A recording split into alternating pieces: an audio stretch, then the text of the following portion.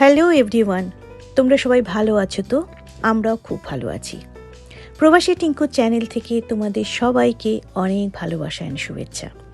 আজকের ভিডিওটাতে আমি মোস্টলি আমাদের আমেরিকাতে ভেটারেন্স ডে কীভাবে সেলিব্রেট করা হয় অ্যান্ড আমাদের নেবারিং কান্ট্রি কানাডাতেও কীভাবে সেলিব্রেট করা হয় দুটোই কভার করব।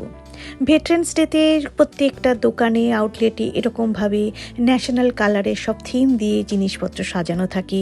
তুমি গার্ডেন সাজাতে পারো, বাচ্চাদের সাজাতে পারো, ঘর ডেকোরেট করতে পারো। তো সেরকমই একটা আউটলেট।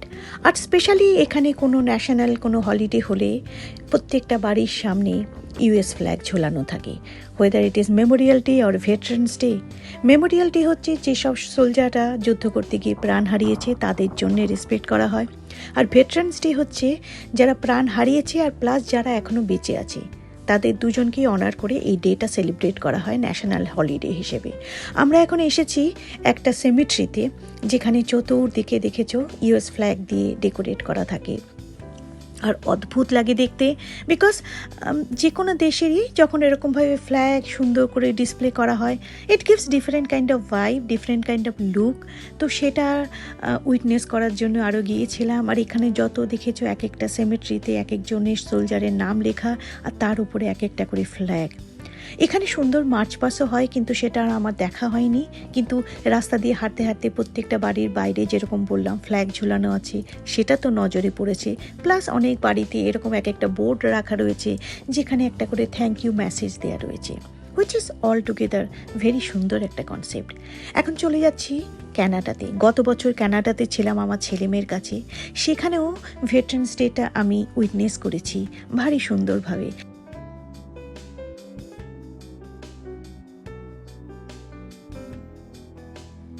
যেদিকে তাকাচ্ছে সেদিকে শুধুমাত্র ফ্ল্যাগ, মানে ন্যাশনাল ফ্ল্যাগে যেন ভরেছিল। কিছুক্ষণ আগে যেরকম ইউএস ফ্ল্যাগ চতুর্দিকে ভরেছিল, ঠিক সেরকমভাবে গত বছরের এই ভিডিওতে দেখতেই পাচ্ছ পুরো কানাডার ফ্ল্যাগ। যেদিকে তাকাচ্ছ মনে হচ্ছে সাদা আর লাল সমস্ত প্রজাপতি যেন উড়ে যাচ্ছে।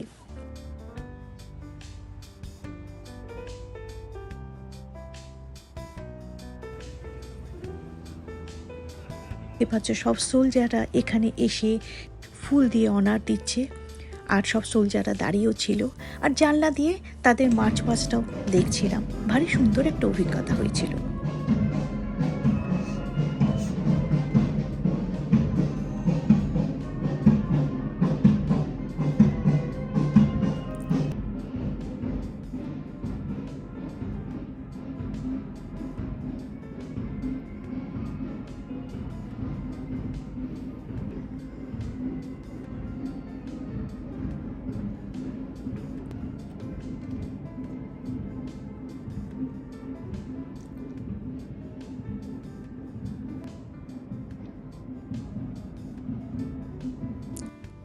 চলে এলাম বাস্তবে, মানে আমেরিকাতে যেখানে আমি থাকি। এখন আবার ডেলিকার লাইফ শুরু করি, তোমাদের সাথে সেটাও শেয়ার করি। এখন অবভিয়াসলি ভেটারেন্স ডে হোক, মেমোরিয়াল ডে হোক, খাবার দাবার তো খেতেই হবে, তাই না? আজকেও খুব সাধারণ একটি আলু ফুলকপির তরকারি করছি, যার জন্য ফুলকপিটা দেখতেই পাচ্ছ ডুমো ডুমো করে কেটে নিয়েছি। আর এখানে ফুলকপি মোস্টলি ওরকম করে প্লাস্টিকে প্যাক করা পাওয়া যায়, আর সেই সাথে সাথে টমেটোও কেটে রেখেছি। ফুলকপিটা বেশি বড় করিনি, মোটামুটি ছোট ছোট করেই কেটেছি।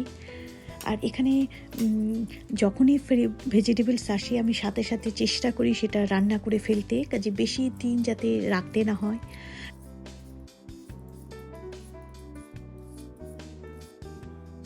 যা হয় স্বামী স্ত্রী দুজনেই চাকরি করি, রোজ দিন এরকমভাবে হয়তো রান্না করা সম্ভব হয়ে ওঠে না, বাট যখনই যেটা করি হয়তো বা একটুখানি বেশি কোয়ান্টিটিতে করে ফ্রিজে রেখে দিই, 1-2 দিন চালিয়ে নিই, তারপরে হয়তো আবার যখন শেষ হয়ে যায় আবার করে সামহাও এরকমভাবে আমাদের জীবন চলে যাচ্ছে।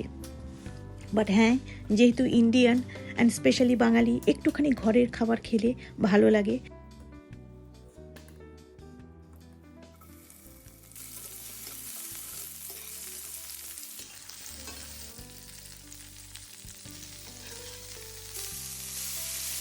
আর লঙ্কা খুবই কম খাই আমরা, ওই ম্যাক্সিমাম বলতে পারো 4 থেকে 5টা কাঁচা লঙ্কা, তার চেয়ে বেশি নয়। আর এখন আমি আমার জন্য আমার হাজব্যান্ডের জন্য তো ভাত বানাচ্ছি, আমার জন্য এটা বানাচ্ছি। এটা ভাতের সাবস্টিটিউট। এগেন আমি যে কিছুদিন আগের ভিডিওতে বলেছিলাম, আমি এখন চেষ্টা করছি ভাতটা না খেয়ে সবসময় ভাতের সাবস্টিটিউট যেটা হয় সেটা খেতে, যেটাতে কিনা সুগার স্পাইক হয় না। ছোট ছোট স্টেপ, ছোট ছোট বেবি স্টেপ নিজের হেলথটাকে ঠিকভাবে রাখার জন্য, এই আর কি। তো ওটাকে সেদ্ধ করে নিয়েছি, ওটা দেখতে একেবারে সাবুদানার মতন, বাট অ্যাকচুয়ালি নয়। আর আমি এখন ওই ফ্রোজেন গ্রিন পিসও দিয়েছিলাম, আমার আলু ফুলকপি তরকারিতে একটু ঢাকা দিয়ে রেখেছিলাম, তারপরে নামাবার আগাগ দিয়ে একটুখানি ধনে পাতা কুচিয়ে দিলাম, ব্যাস এই আর কি। আর আজকাল আমি চেষ্টা করছি মোস্টলি কাস্ট আয়রনের মধ্যে রান্না করতে, যেটা কিনা তোমার আয়রনের পরিমাপটা খাবারের মধ্যে থাকে। এই খাবারটা দেখতে অনেকটা এরকম হয়েছে। আর যেটা বলতে নিয়েছিলাম, কাস্ট আয়রনের রান্নাটা হেলথের জন্য নাকি বেনিফিশিয়াল, সেই জন্য আজকাল চেষ্টা করি মোস্ট অফ দ্য টাইম সেটা করতে। এখন যাই হোক, সর্ষের তেলের মধ্যে কালো জিরে, একটা শুকনো লঙ্কা দিয়ে আবার একটু পেঁয়াজ দিলাম, দিয়ে পেঁয়াজটাকে একটু ভাজা ভাজা করে নেব। পাতলা মুসুরির ডাল করছি।